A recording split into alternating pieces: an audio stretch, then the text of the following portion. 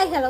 അപ്പം ഞാൻ ഇന്ന് വന്നിരിക്കുന്നത് ഒരു കിട്ടിലം അടിപൊളിയായിട്ടൊരു ടിപ്പ് പറയാനാണ്. ടിപ്പെന്ന് പറഞ്ഞു കഴിഞ്ഞാൽ നമ്മുടെ അമ്മമാർക്ക്, രാവിലെ അടുക്കളയിൽ കയറുന്ന അമ്മമാർക്ക് മക്കൾക്ക് പെട്ടെന്ന് പലഹാരങ്ങളൊക്കെ ഉണ്ടാക്കി കൊടുക്കണമെങ്കിൽ ചെയ്യാൻ പറ്റിയ ഒരു സൂപ്പർ ഒരു ടിപ്പാണ് കേട്ടോ ഞാൻ പറഞ്ഞു തരുന്നത്.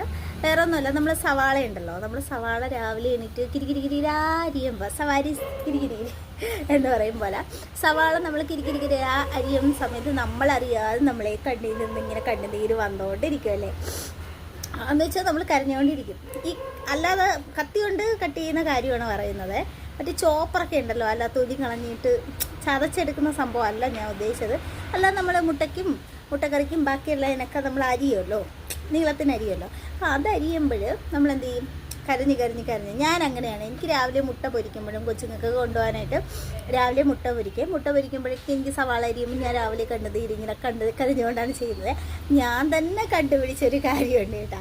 ഞാൻ അതെങ്ങനെയെന്ന് പറഞ്ഞാൽ, ഞാൻ ഇന്ന് രാവിലെ ഞാൻ സവാള എടുത്ത് തൊലിച്ച്, സോറി കേട്ടോ, അവിടെ ഒരു മിസ്റ്റേക്ക് ഉണ്ട്. കാരണം ഞാൻ ഇന്നലെ രാത്രി ഞാൻ മുട്ടക്കറി വെക്കാനായിട്ട് സവാള എല്ലാം കൂടെ എടുത്ത് തൊലിച്ച് ഞാൻ എന്ത് ചെയ്തു, നന്നായിട്ട് കഴുകി എന്ത് ചെയ്തു, അരിയാനായിട്ട് നിന്നപ്പോൾ അപ്പോൾ ഇവിടെ ചേട്ടൻ പറഞ്ഞു മുട്ടക്കറി വേണ്ട, പുട്ടും നമുക്ക് ഇത് പഴവും മതിയെന്ന് പറഞ്ഞേ.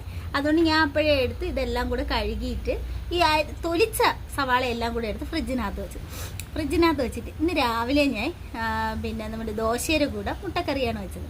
അപ്പോഴേ എടുത്ത് ഞാൻ അരിഞ്ഞേട്ടാ, ഒരു ശകലം പോലും നമുക്ക് കണ്ണ് തീരാതെ. എന്തിനാ ചിരിക്കണ?